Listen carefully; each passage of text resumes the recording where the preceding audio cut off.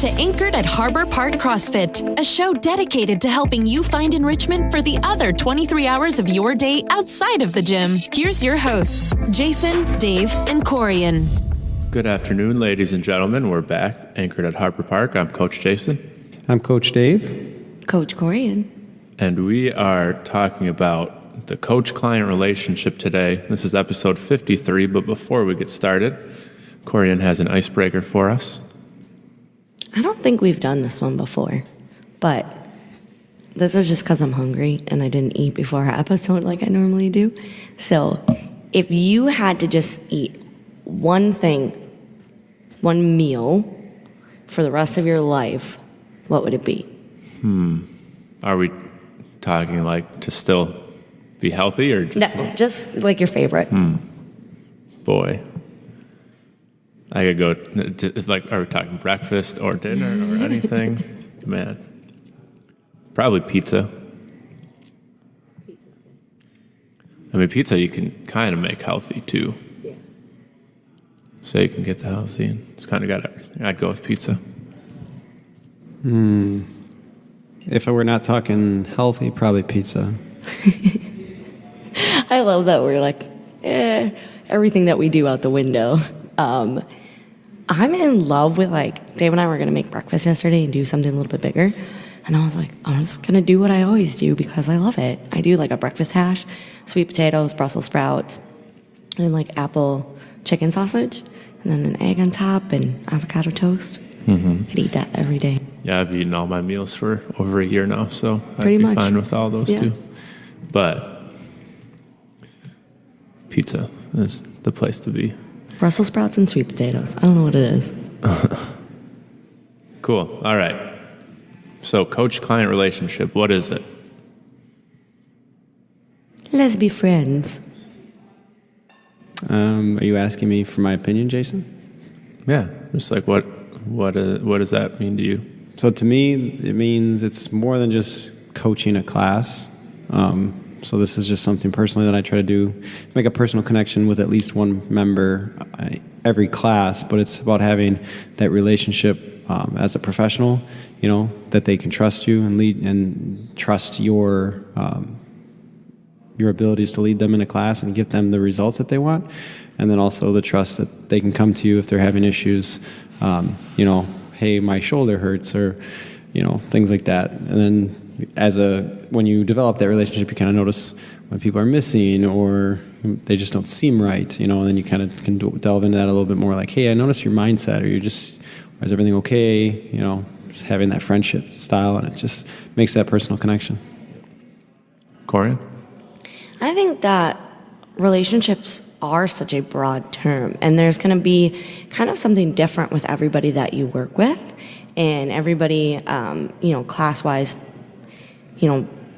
is going to have it different with each coach as well. And so for me, there's like a spectrum of a relationship, but all of it should be, open and respectful, and then learning to grow and build together.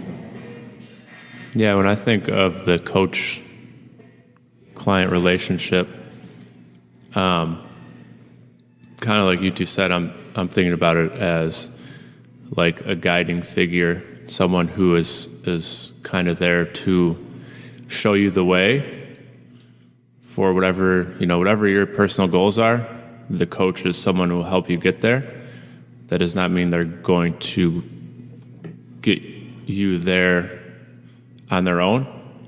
They're going to show you how to get there, what the path is, etc. But ultimately, it's up to you to take responsibility of your own path as well. The coach is kind of someone who's going to lay the path out, show you what to do, and then on the day-to-day, kind of like what Dave said, give you more personal feedback in a micro style in each day. So why is it important? Obviously, we don't have, this is something our memberships aren't the cheapest, and part of that reason is because of this coach. We know a lot of gyms out there don't have this coach-client relationship. Most gyms you're going in there and you're just doing your own thing by yourself.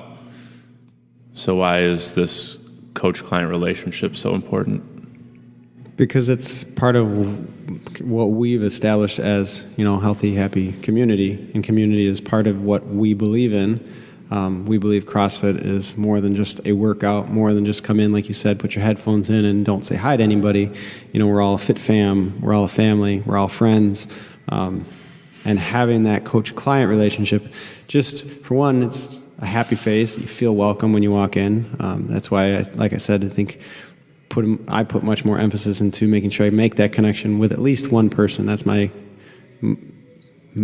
personal goal every class, is to making a connection, even though it could be more. I can talk to every single person in that class. I just want to make a personal connection with each one of them every day. So it's, it makes you feel happy, it makes you feel part of something bigger. Like you said, you can go to any other gym and pay a membership, and some of them are cheaper, but a lot of those gyms are banking on you and don't want you to be there. I think the relationship that you have with your coach helps you to accept things and listen.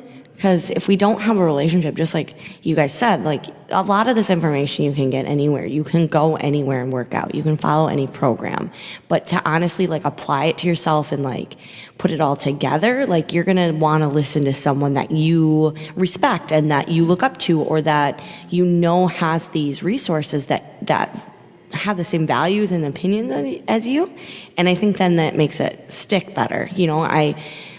We can have relationships with people for all different reasons, and just think of the ones that you don't have a positive relationship with. More often than not, we're not going to listen to that person. Mm-hmm. So that's a really good point. I mean, thinking back to school, the big part of a coach is to teach you, educate you, et cetera, on all the movements and everything we do. Thinking back to school, some teachers you really liked and you really listened to, and others you didn't.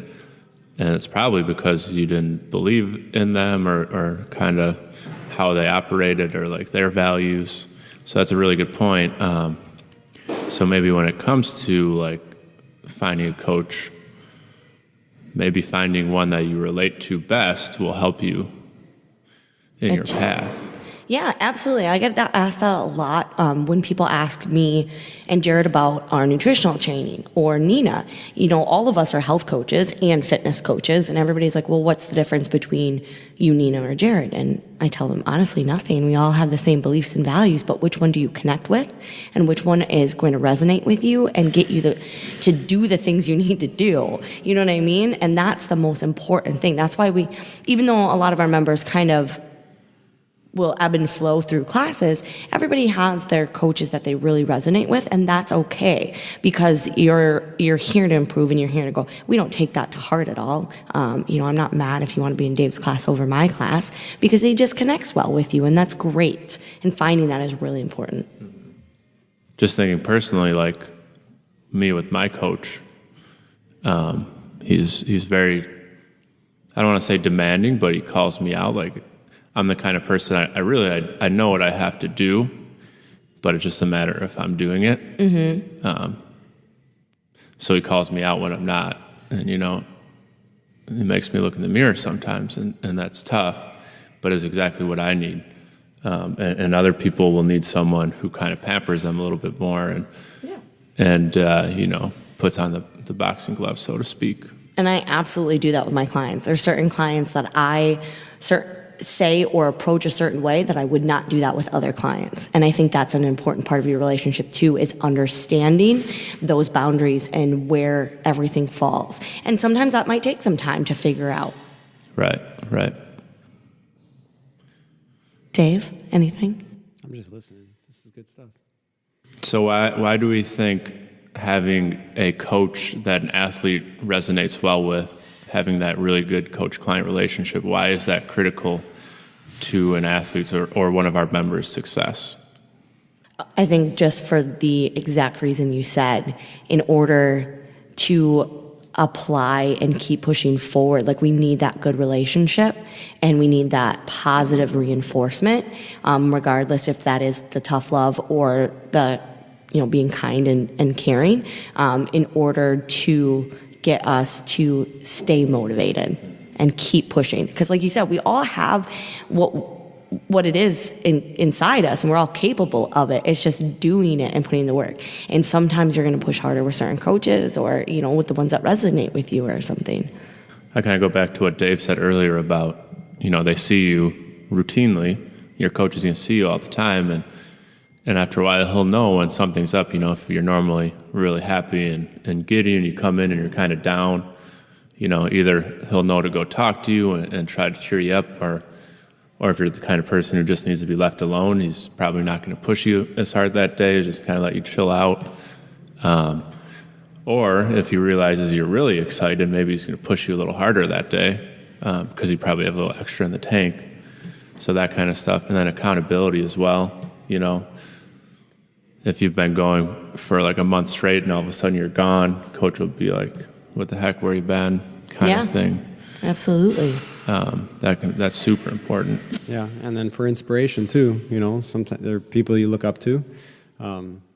It's good to have mentors or people that you kind of trust and look up to. So especially in this, what we're all trying to do here, we're all trying to get fit. But like when you can kind of be like, all right, well that person knows the movements, right?